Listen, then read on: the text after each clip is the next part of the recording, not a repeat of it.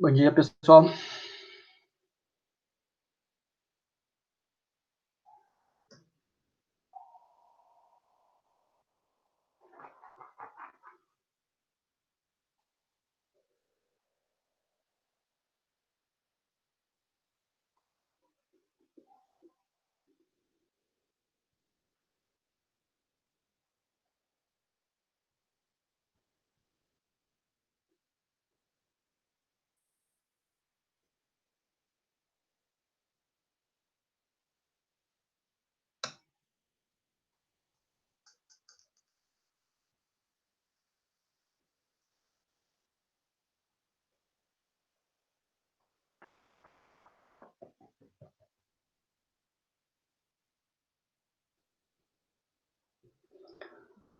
Vamos aguardar um pouco mais para que as pessoas consigam entrar, né?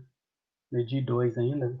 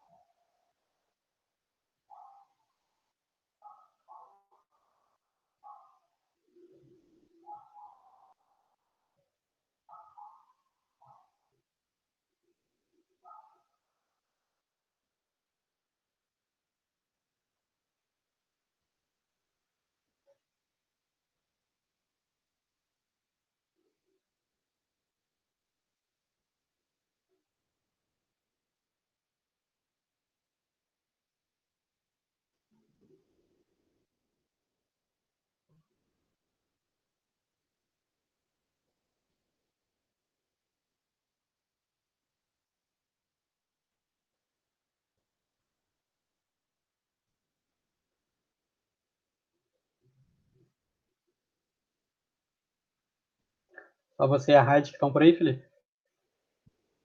Não, tem uma outra aluna também, da Lili. São mais alunos da Lili que tem vindo. Mas só tem 3 pessoas, que teoricamente seria o limite máximo do laboratório. Mas acho que tem vindo. O pessoal já está começando a voltar para cá, né? Tem outros laboratórios aqui que estão vazios ainda. Eu fiquei sabendo que a Agnes veio. A primeira vez que ela veio desde o início da pandemia foi acho que semana passada. Porque acho que ela está com medo, aí acho que todos os alunos dela também estão em casa. Aí nossas amostras estão presas lá, né? Mas é mais prudente mesmo, né? Principalmente que a maioria dos alunos andam de transporte coletivo, é Sim. mais complicado.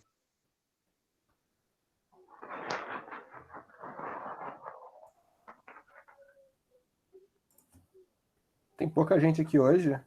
8 alunos só, são meio de 6.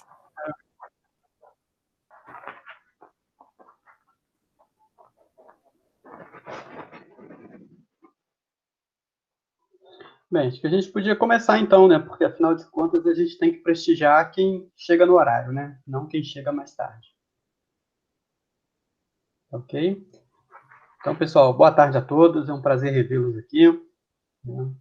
A Michele não vai poder participar hoje, ela me justificou, foi um compromisso pessoal. Tá? Então, eu e o Felipe, nós estamos aqui. Eu já coloquei a aula para gravar, depois eu compartilho essa live com vocês. Né?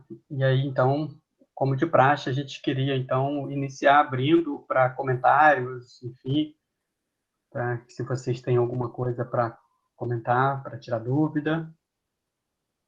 E também para falar da disciplina, se vocês têm alguma questão a colocar, se vocês, como que vocês estão achando da evolução da disciplina, enfim. Vamos começar a participar efetivamente da live aqui hoje.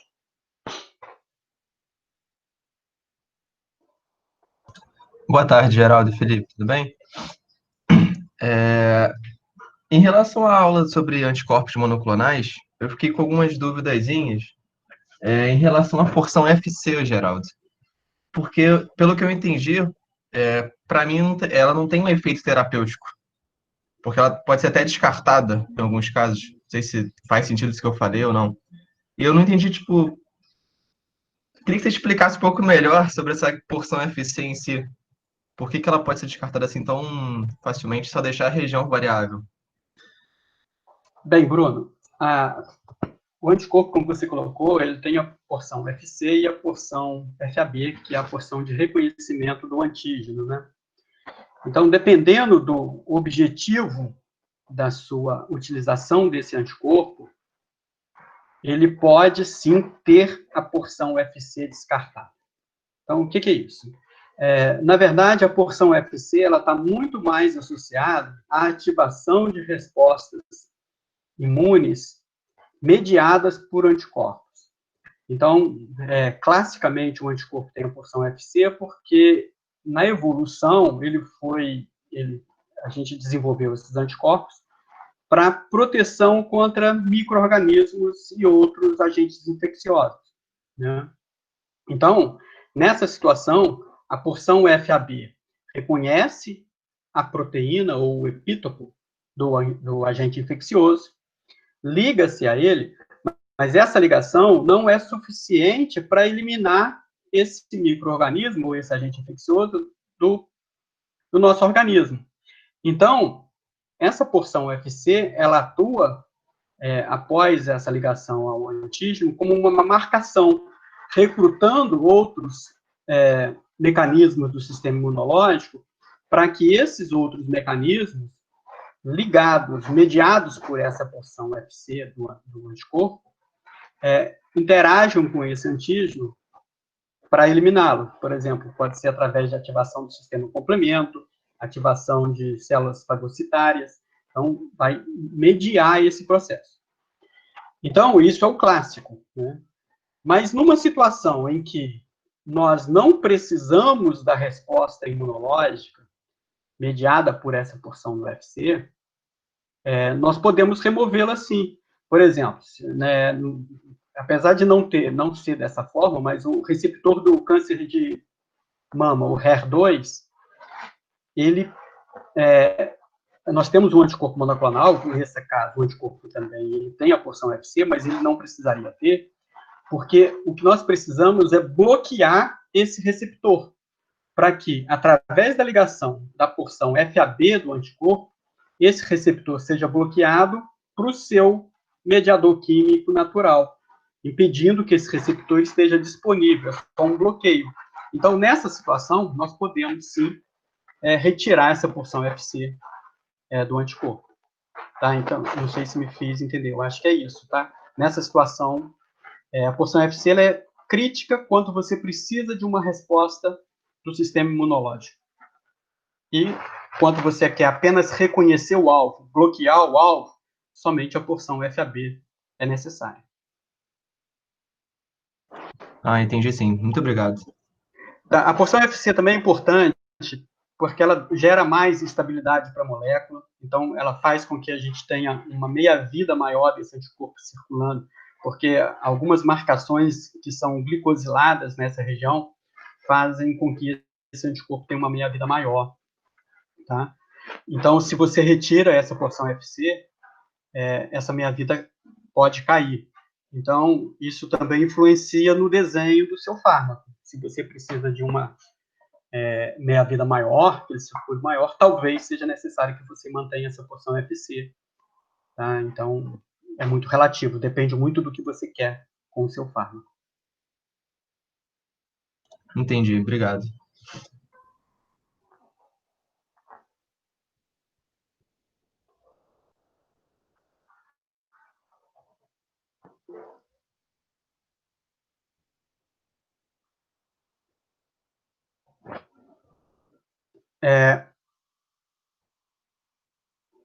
A Laura está perguntando aqui se eu posso explicar digestão e sobre enzimas de restrição. Quando essas enzimas vão atuar? Em que sentido, Laura? Porque você quer ela na construção de um recombinante ou você está pensando nela num processo de proteção mesmo bacteriano? Qual o contexto? De qual aula, né? Minha ou do geral? Porque ela pode ser das duas, é isso que eu estou falando. Entende? Porque se for na produção da enzima como um produto, seria eu que falaria, mas... Ela falou recombinante, então deixa eu pegar aqui abrir aqui na aula. Não dá para apresentar aqui.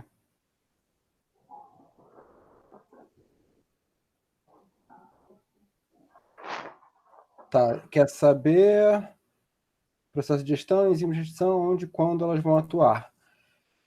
Bom, as enzimas... Estão conseguindo ver? Sim. Tá, então, as enzimas de restrição, elas não vão atuar nessa etapa de digestão durante a criação do DNA recombinante. Então, lembra que a gente falou que a gente tem que ter um vetor de clonagem e um DNA de interesse. Você quer inserir esse seu DNA de interesse dentro do seu vetor de clonagem, como, por exemplo, um plasmídio nesse caso.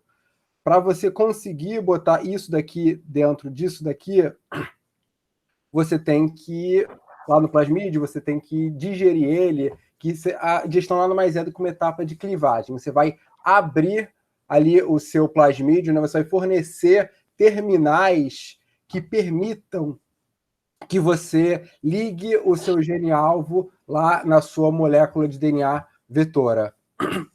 Então, as enzimas de restrição vão atuar justamente gerando, lembra que eu falei? Aqueles terminais, principalmente os coesivos. Então, a EcoR1, por exemplo, ela reconhece a sequência GAATTC. E ela sempre realiza o corte no mesmo lugar. Como essa sequência ela é palindrômica, ou seja, ela é espelhada, ao realizar esse corte, você vai gerar o que a gente chama de terminal coesivo, né? Seriam terminais adesivos, digamos assim. Então, são extremidades de DNA fita simples livre que são complementares entre si. Então, você vai ter essas... Deixa eu pegar aqui na...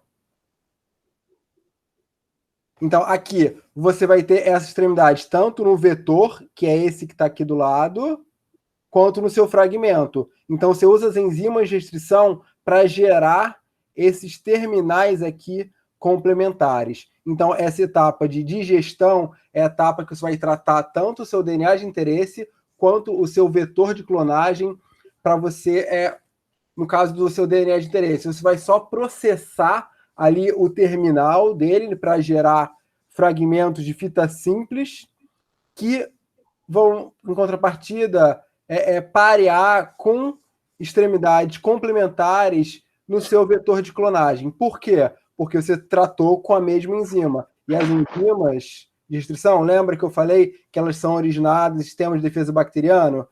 Então, elas sempre reconhecem a mesma sequência. Então, uma enzima ela vai sempre reconhecer a mesma sequência. Como eu falei, a EcoR1 reconhece GAATTC, sempre cortando entre o G e o A. Então, nessa fita aqui, o G e o A aqui, né? G5', aqui G5', o A vem logo depois. Então, sempre corta ali entre o primeiro nucleotídeo, né, o G, e o segundo nucleotídeo, que é a adenina.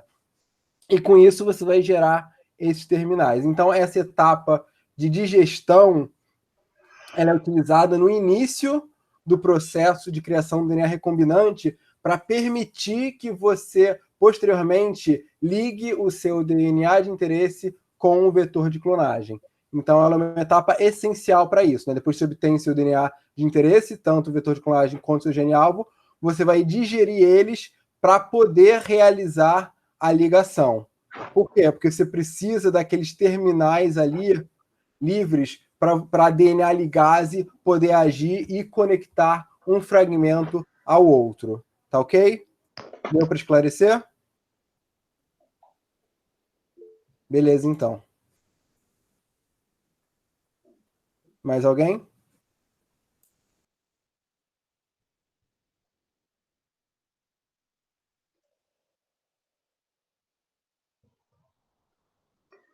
Então, Laura, só complementando o que o Felipe falou, as enzimas de restrição, elas são enzimas como a gente conhece de forma tradicional.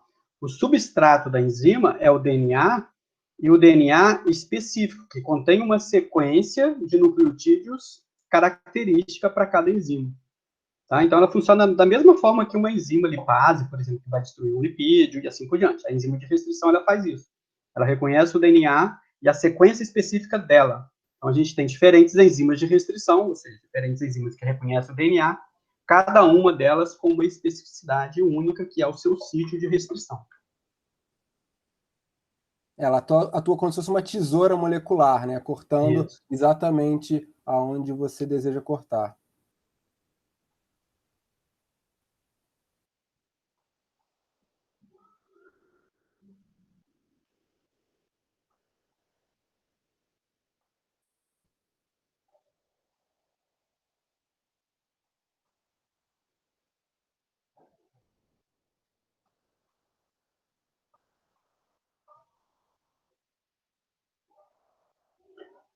Mais alguém? Vocês conseguiram ver os vídeos todos?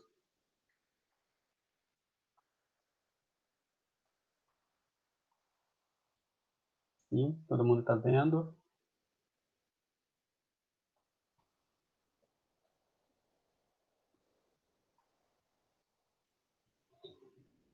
Tá. A metilação, acho que eu vou apresentar aqui.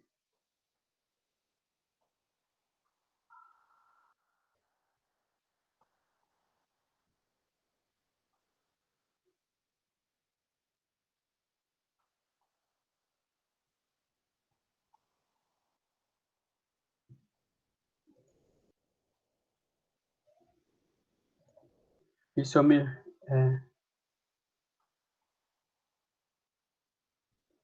Deixa eu abrir aqui que não estava aberto. Cancelar.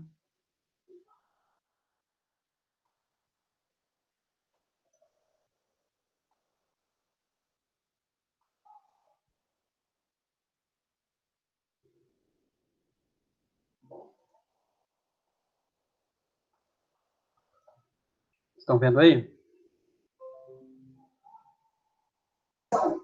Dá para ver.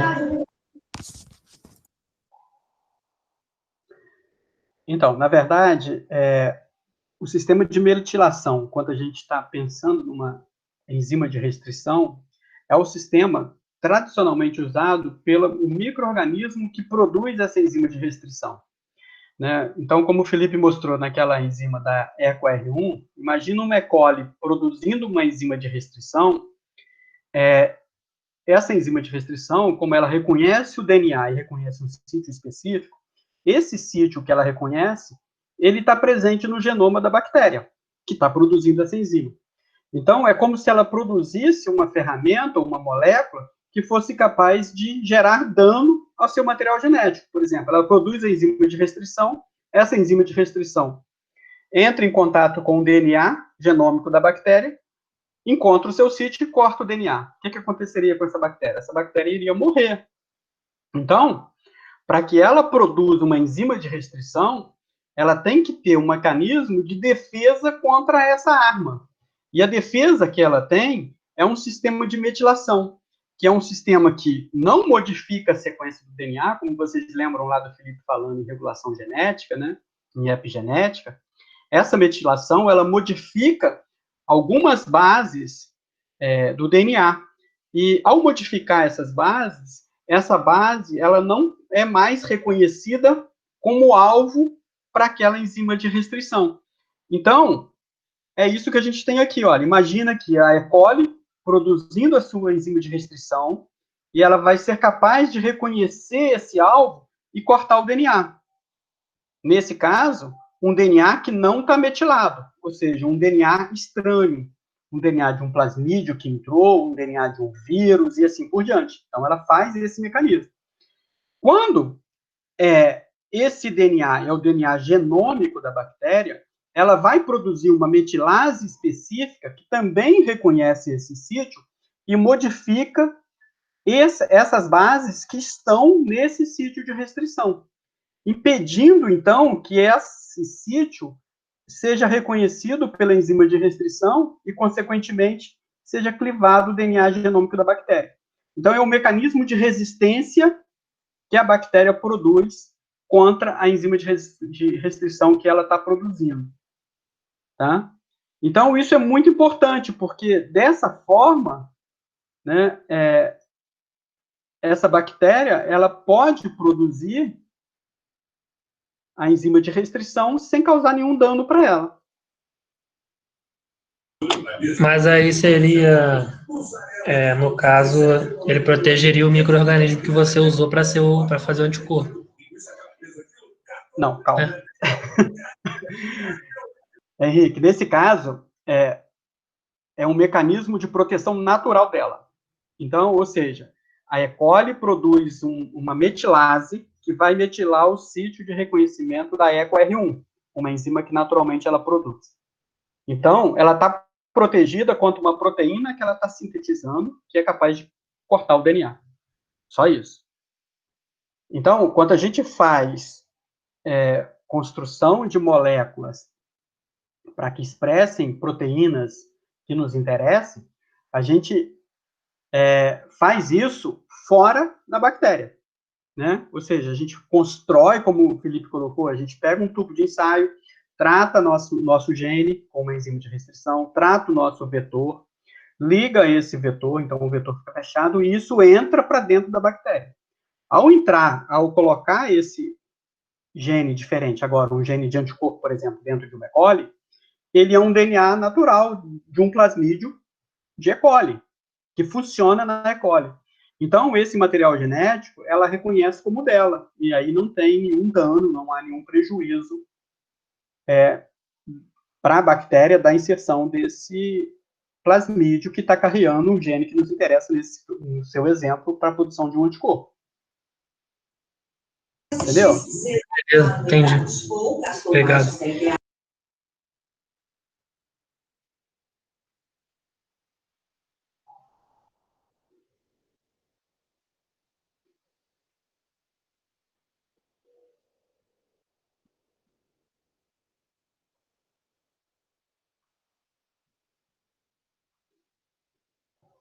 Mais alguém? Mais alguma coisa?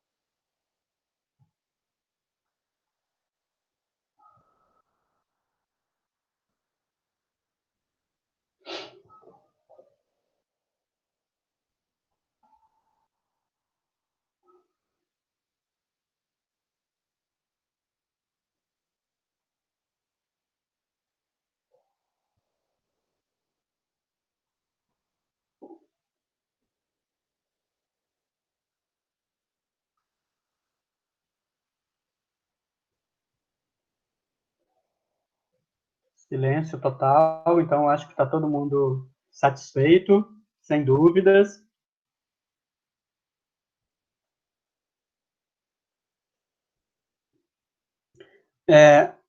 A gente preparou também aquela brincadeira, né, de questões, então, de repente, a gente pode passar para essas questões, porque aí a gente fica naquele joguinho e a gente vai, como nós fizemos das últimas vezes, comentando as respostas e dando uma revisão geral ao apresentar esse joguinho, tá?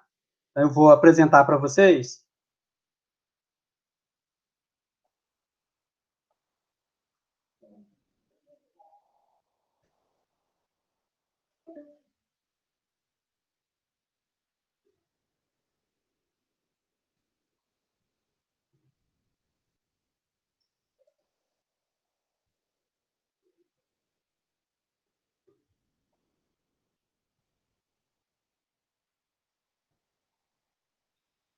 Todo mundo está vendo?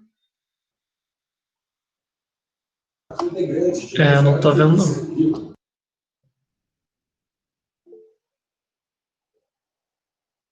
Não? Deixa eu tentar apresentar Ainda de novo.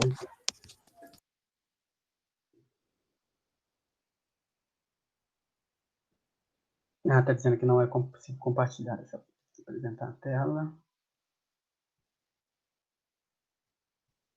Se vai como uma janela. Não. Cancelar.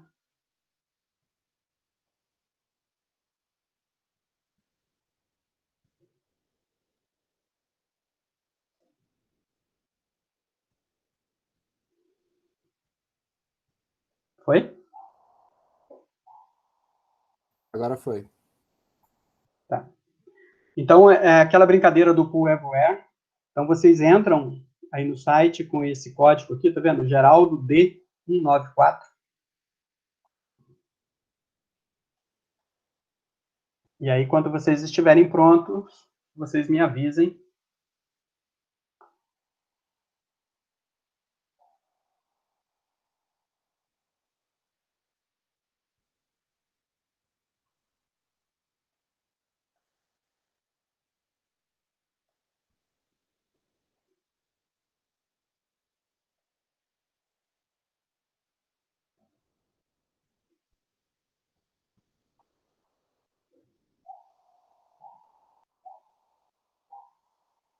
O Felipe compartilhou o código aí com vocês.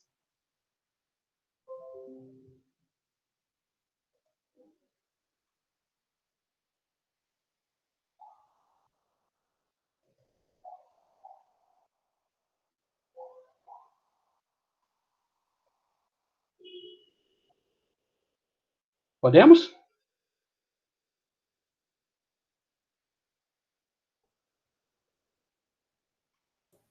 Estão pedindo para esperar um pouco. Tá.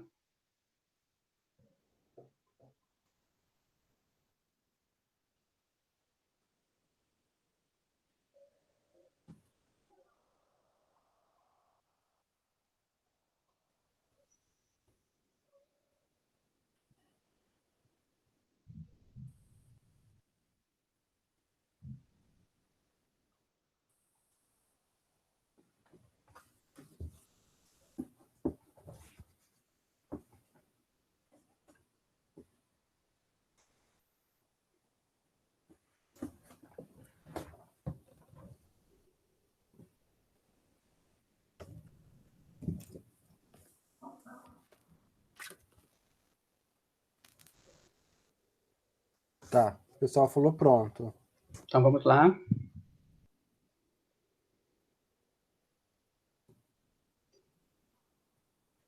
Eu vou dar um tempinho para vocês lerem, eu não vou ler, tá?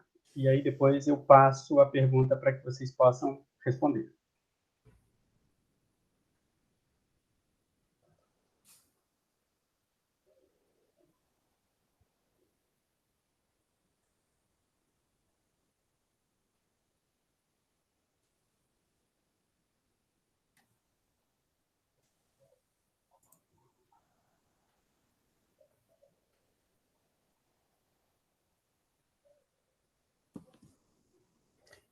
Essa daqui era a pegadinha. Durante a etapa de seleção, a gente consegue identificar quais células receberam um vetor recombinante, sim, mas não exclusivamente. Lembra que eu falei para vocês que o vetor ele pode vir vazio, ele você pode não ter conseguido inserir o seu DNA de interesse lá dentro. Então, por isso que depois da seleção é importante você fazer uma triagem, para você avaliar quais daquelas células que cresceram apresentam o seu vetor recombinante. Por quê?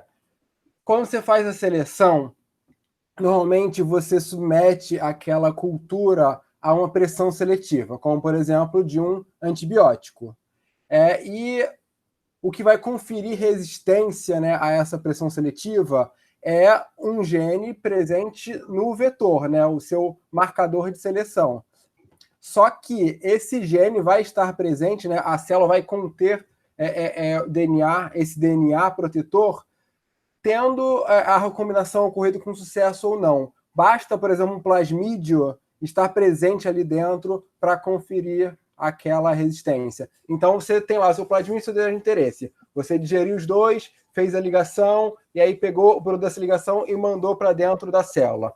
O que pode acontecer?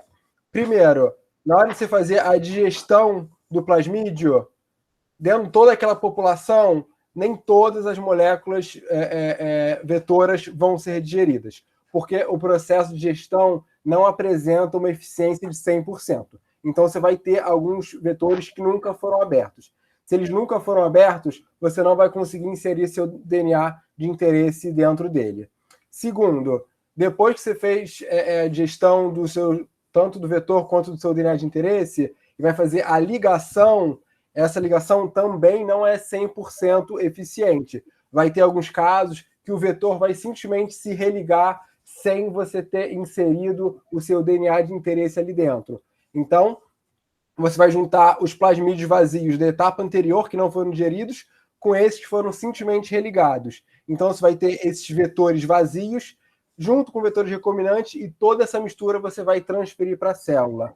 Então, é importante, depois da seleção, porque a seleção vai identificar apenas as que receberam aquele vetor, contendo o fragmento ou não. Então, a seleção vai separar esse grupo, e dentro desse grupo você tem que fazer uma triagem para identificar qual deles apresenta o vetor recombinante e qual deles apresenta o vetor vazio. Como, por exemplo, utilizando até aquela técnica do LAC-Z, né, da beta-galactosidase, que você bota ali um substrato cromogênico, que se a enzima estiver ativa, ela vai gerar colônias azuis, se não tiver, branca. E assim você consegue discernir qual tem um vetor recombinante e qual teria um vetor vazio.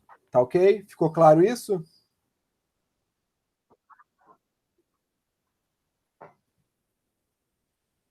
Querem comentar alguma coisa?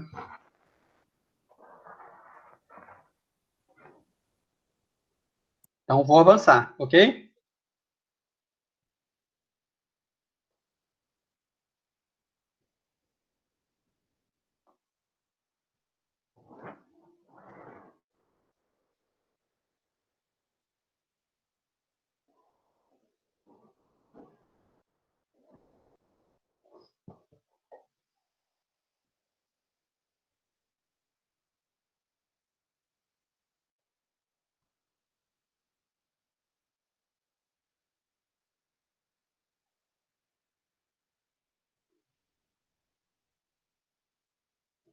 Engraçado, essa pergunta não apareceu o tempo.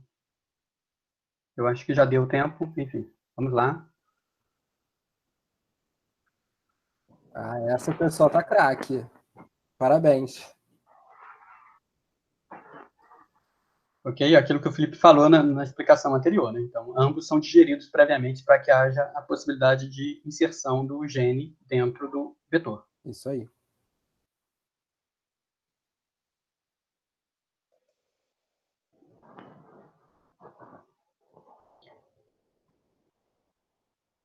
Eu fiz algumas novas, Felipe, que eu já tinha feito, tá? Tudo bem.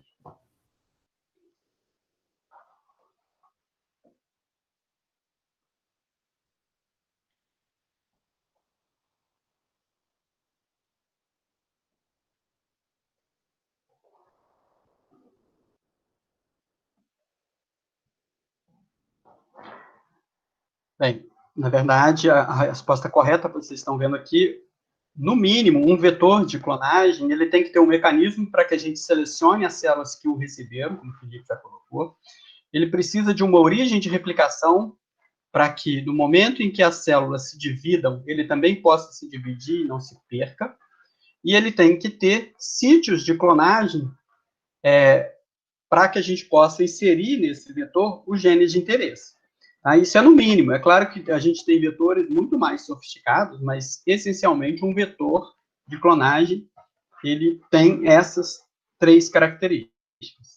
É claro que, por exemplo, a origem de replicação ele pode ter dupla, mecanismo de seleção dupla, vários sítios de clonagem, enfim, existe uma série de fatores. Nesse caso, ele não precisa ter introns e exons, né? Porque, na verdade, esse intron e exon, isso vai depender muito de onde esse vetor vai atuar. Se ele for um vetor bacteriano, por exemplo, a presença de introns vai impedir que esse RNA mensageiro seja processado, porque procarioto não processa RNA mensageiro e, consequentemente, a gente não teria a expressão do gene. Tá? Então, eu falei de uma forma geral de vetores de clonagem, não vetores de clonagem de procariotos ou de eucariotos. Ok? O pessoal está falando aqui que não conseguiram responder, que foi muito rápido. Na outra não teve tempo, e nesse daqui o tempo estourou.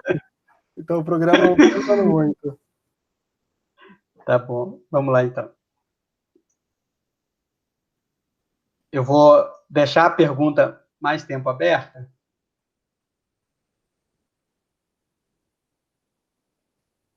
Porque aí vocês já leem a pergunta e depois vocês vão só para as alternativas.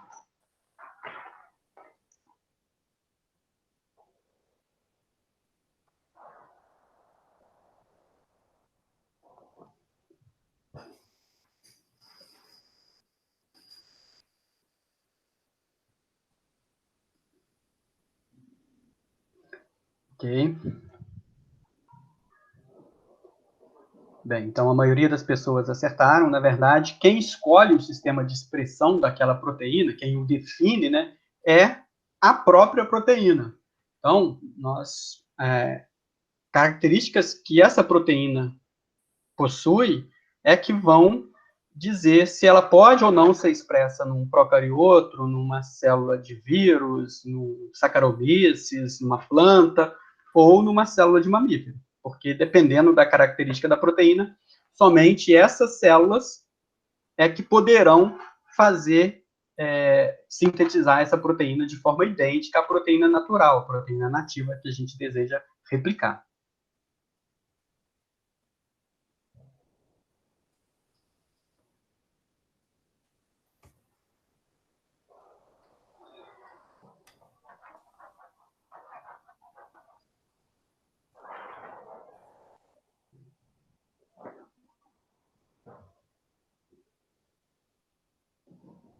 Não, essa não está contando o tempo, tá vendo?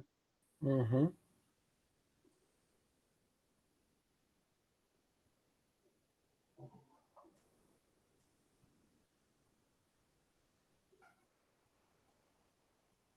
Ok, acho que todo mundo respondeu, vamos passar.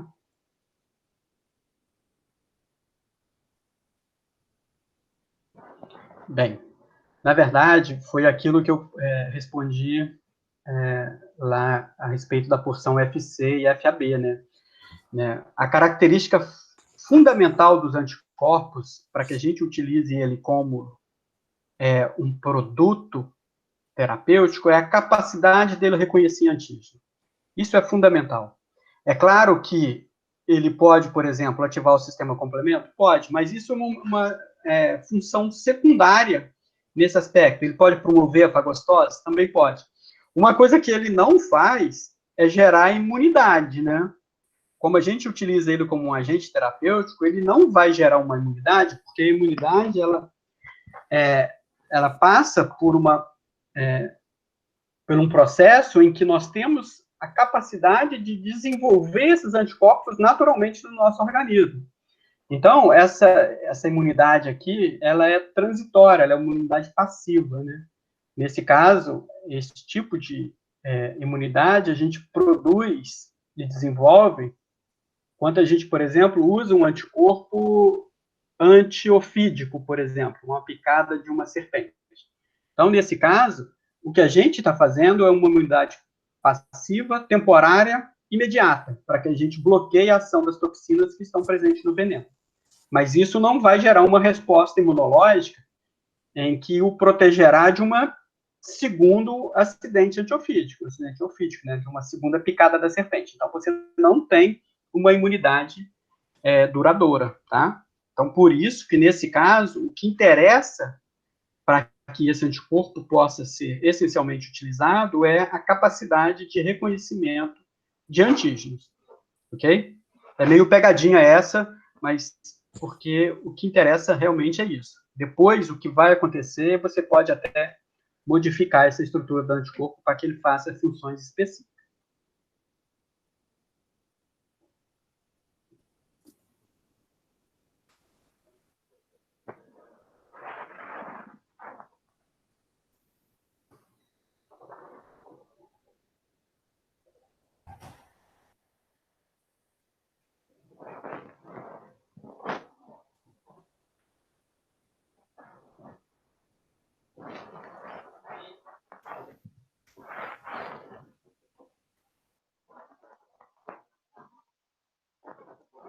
Ok, vamos lá.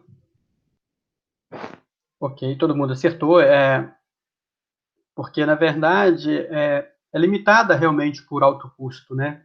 A gente tem algumas terapias que são, eu até brinco que essas terapias, elas têm uma toxicidade financeira, né? Porque são absurdamente caras, então, inacessíveis para grande parte da população, tá? É claro que esse alto custo, ele tende a ser minimizado à medida que essas tecnologias comecem a avançar mais e a se tornarem mais populares. Então, isso é uma tendência, mas é uma tendência um pouco mais a médio e longo prazo para que esses custos diminuam.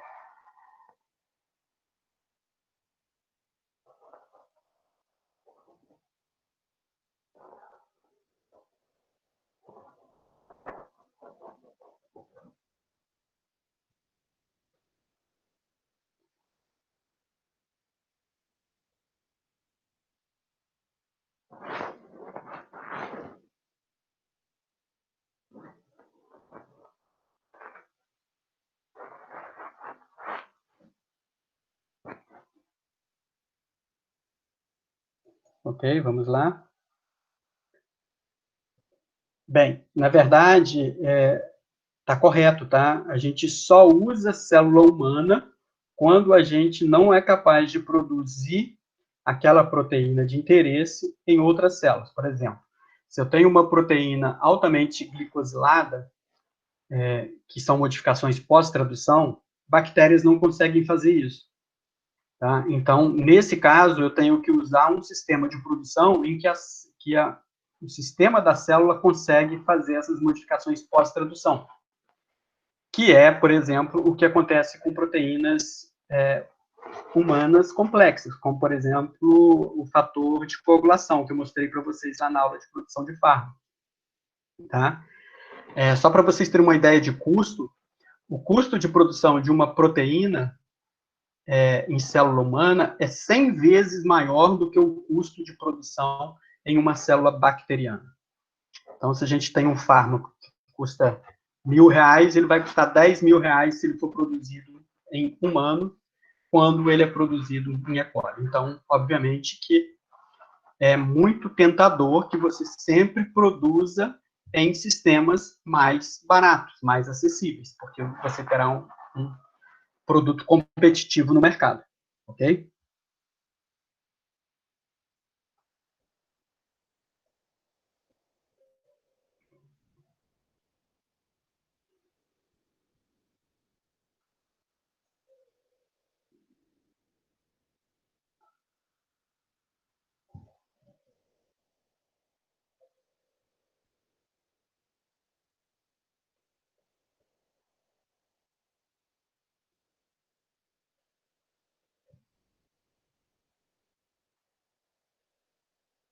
Ok? Muito fácil, né? É natural que essas tecnologias evoluam, né? No primeiro momento, nós tínhamos anticorpos derivados de camundongos e ratos, né?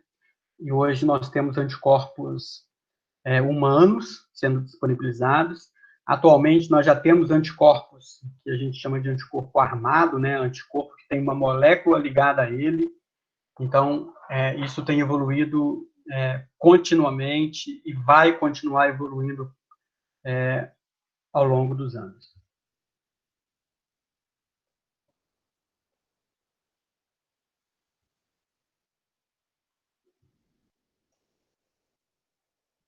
Essa não tem tempo. Esse programa está muito maluco. Pois é, porque a gente não bota tempo por questão. A gente bota o tempo geral. No arquivo, né?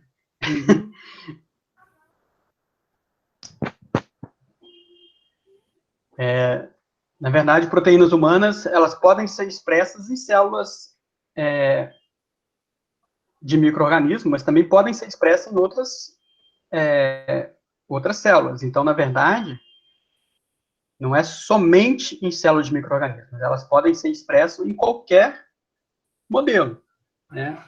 Depende da proteína e depende do que a gente deseja com essa proteína, ok?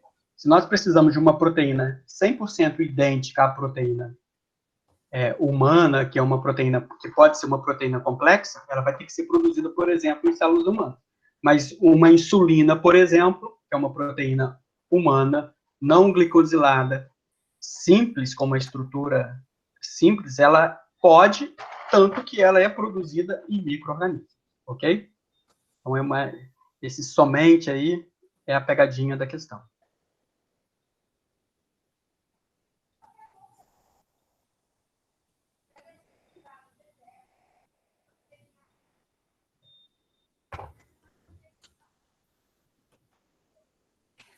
Também está sem tempo.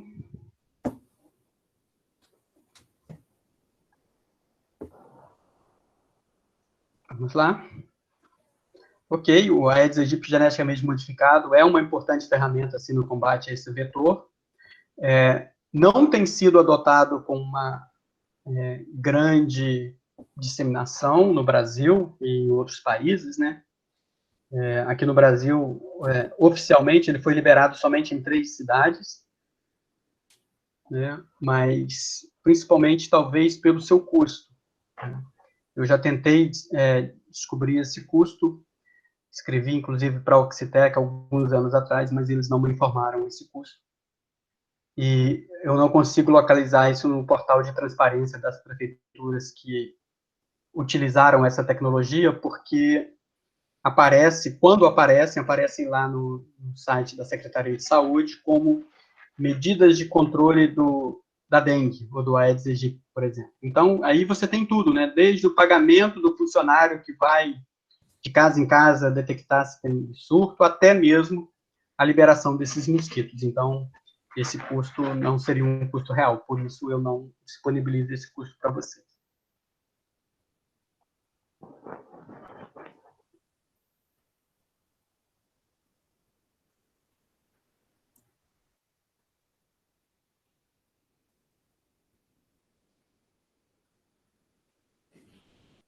Essa está com tempo.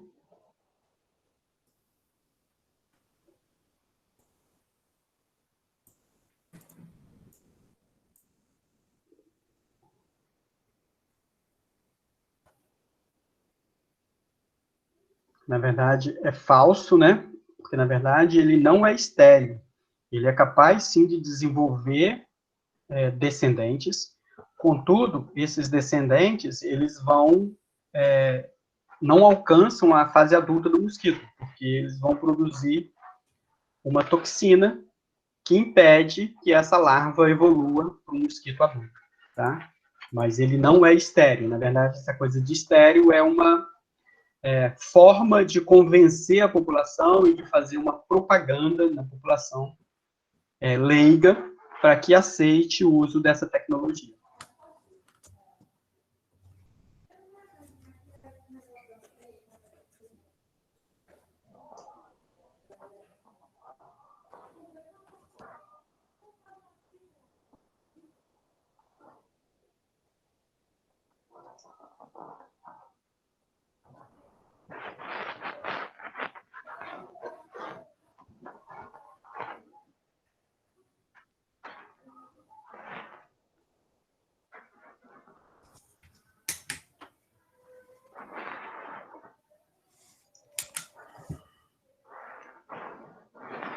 É verdadeiro, tá? Então, nós já temos essas cepas de xantomona geneticamente modificadas disponíveis, as pessoas podem comprar, né? As pessoas que produzem goma xantana, elas podem adquirir essas cepas no mercado e produzir goma xantana utilizando resíduos, por exemplo, da indústria de laticínios, que é um resíduo rico em lactose, e essa Xanthomonas campestre, ela é, então, modificada para que ela utilize a lactose como fonte de carbono no seu metabolismo. Consequentemente, utilizando esse resíduo da indústria e gerando um produto de valor agregado com a sua utilização.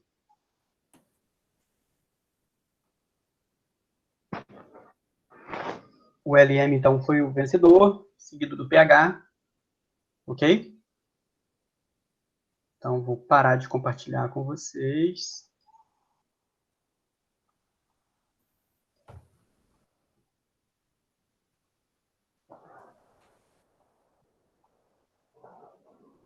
Ok? Alguma coisa, mais alguma dúvida que vocês queiram comentar?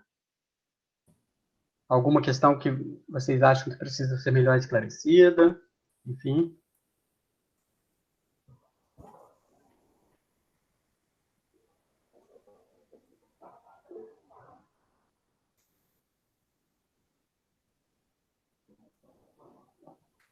Ok, Joyce. Eu também gosto muito dessas aulas, porque elas são mais próximas, né, da realidade, tem uma aplicação direta. É claro que eu gosto também da parte de genética molecular, na verdade, eu gosto muito dessa parte, mas eu entendo que para a grande maioria, né, e que são o público da disciplina, que são farmacêuticos, quando a gente começa a falar das aplicações, essas aulas elas se tornam mais interessantes, tá? Então, realmente, as possibilidades, como vocês podem perceber, elas são infinitas, né? Então, os biofármacos e produtos de origem biotecnológica, eles realmente, eu acredito que no futuro eles vão dominar o mercado das Big Pharmas, como vocês podem perceber. O crescimento tem sido bastante significativo. A partir de agora, acho que a maior parte das aulas vão ser mais de aplicação, então deve ser mais tranquilo a partir de agora, né? A gente só teve que apresentar aquele introduçãozinha para vocês conseguirem entender melhor as aplicações, mas no geral, acho que é isso. E até porque aquela parte é muito importante, a parte inicial, para que vocês entendam a dificuldade da construção dessas soluções, né? Então, não é simplesmente pegar um pedacinho do DNA do genoma de qualquer coisa que a gente quer, colocar lá dentro da bactéria e a bactéria vai sair fazendo proteína de interesse. Não, a coisa não é tão simples assim. Ela é colocada de uma forma muito simples em todos os vídeos, em toda a mídia, mas para que a gente consiga descobrir um gene, descobrir uma proteína, descobrir o seu receptor, achar um anticorpo para bloquear esse receptor, é uma longa caminhada. Então, tá? Como toda e qualquer outra área, né? Tem as suas particularidades. Então, a ideia daquela parte inicial das ferramentas é dizer para vocês, olha, aqui estão as ferramentas, agora cada um vai utilizar essas ferramentas com os seus propósitos e suas particularidades. Tá? Mas, realmente, o céu é o limite em biotecnologia. Tá? Então, vocês já começaram a perceber isso e vocês vão ver isso muito mais quando a gente for falar de outras aplicações. Tem outras aplicações. Eu adoro, por exemplo, a aula de animais geneticamente modificados, estou mexendo nessa aula hoje, então eu acho muito legal, né? Porque as possibilidades são muito interessantes. Sim.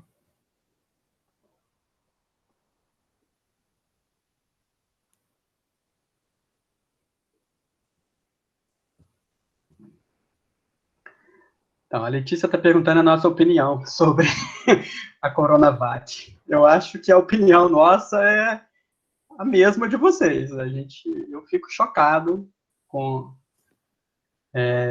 uma politização, né, de pessoas que não têm o menor conhecimento técnico, né, sobre temas que não são de sua alçada.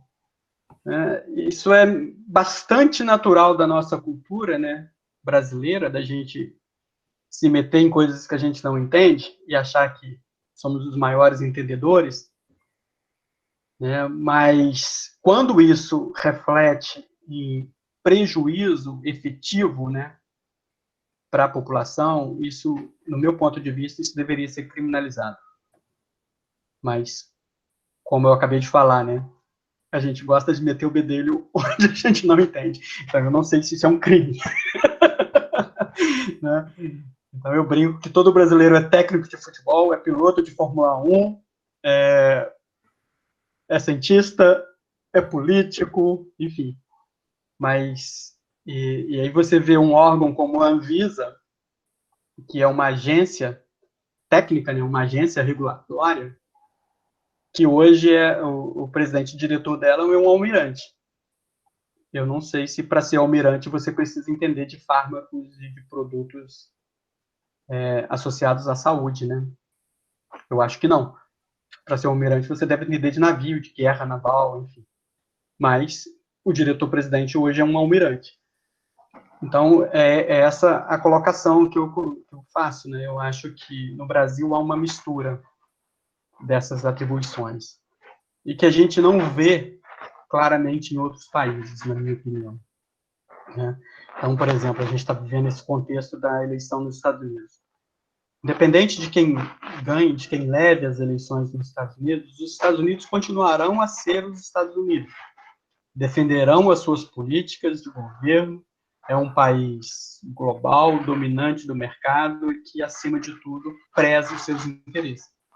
Aqui no Brasil, né, de forma geral, isso não ocorre. Né? A gente não tem política de governo, a gente tem política de quem está no governo.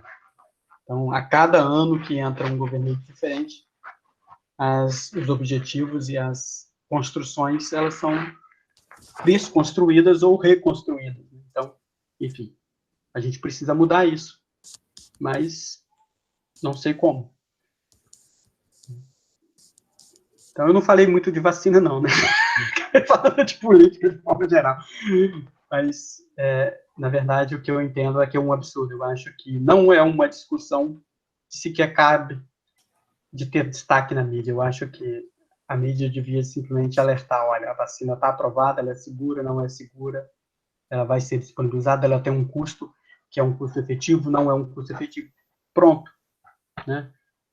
Então, a gente vê muita gente na mídia falando muita bobagem o tempo todo.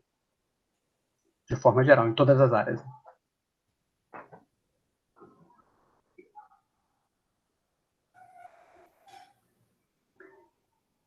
Letícia, eu não sei se eu te ajudei muito, tá? Mas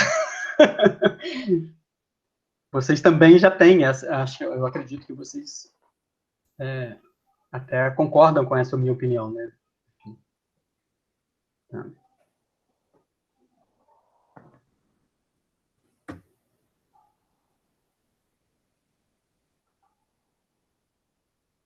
Mais alguém quer colocar alguma coisa?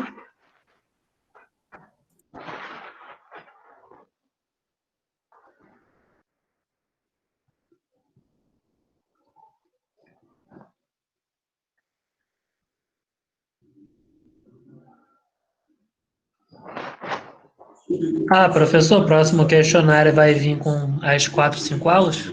Junto? Sim. Beleza. Sim. Tá? Beleza.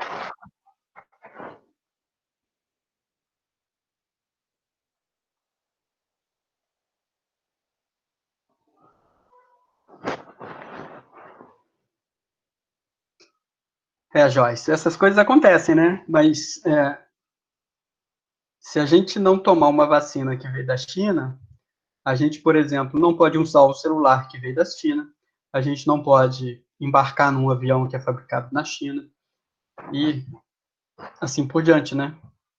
Vai deixar de fazer muita coisa. Vai deixar de fazer muita coisa, porque a China hoje é o grande celeiro industrial do mundo. Tá? E o Felipe morou fora, né, Felipe? A China tem mercados, e a China tem produtos para esses mercados. Então, ela tem um produto que ela vende para o Brasil, um produto que ela vende para o Paraguai, um produto que ela vende para a Europa, um produto que ela vende para os Estados Unidos e um produto que ela vende para o Japão. Então, dependendo do seu público e das características de exigência desse público, os produtos da China têm qualidades diferenciadas, né? Então, a gente está muito acostumado a falar, Xing Ling, né? Um produto da China que é uma qualidade duvidosa. Essa qualidade duvidosa, ela é ou não exigida pelo mercado, tá? Então, hoje a gente tem produtos. A Apple, por exemplo, fabrica na China, né? A Microsoft fabrica na China. A Adidas fabrica na China. E assim por diante. Então, a gente vê alta qualidade do produto sendo feito na China também. Mas também temos os nossos pisca-piscas que chegam aqui, a gente liga na tomada, ele pega fogo e não acende nenhuma lâmpada. Então, é tudo muito subjetivo, tá? Existem qualidades e qualidades.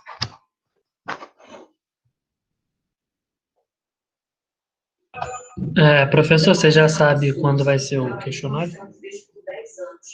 Vai ser liberado hoje. A Michelle deve ter postado para que ele seja liberado hoje. Tá bom? Ah, tá. Até terça que vem. É sempre uma semana. Acho que ele é liberado hoje às 3 horas da tarde. Isso. Se não me falha a memória. Sim, Tá? acabei de confirmar. 3 horas. E aí, a partir das 3, ele chega para vocês podem realizar. Tá? Ah, tá bom. Obrigado.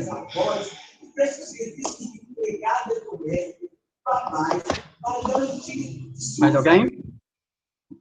Só explicando um pouquinho desse questionário para vocês. O questionário ele tem sido produzido pela Michelle, e a Michelle ela não fez essa disciplina, então ela está assistindo às aulas como vocês. Tá? Então, é claro que as perguntas passam pela minha revisão e pela revisão do Felipe, mas a gente não muda o tema da pergunta. Então, a ideia desse questionário é justamente isso.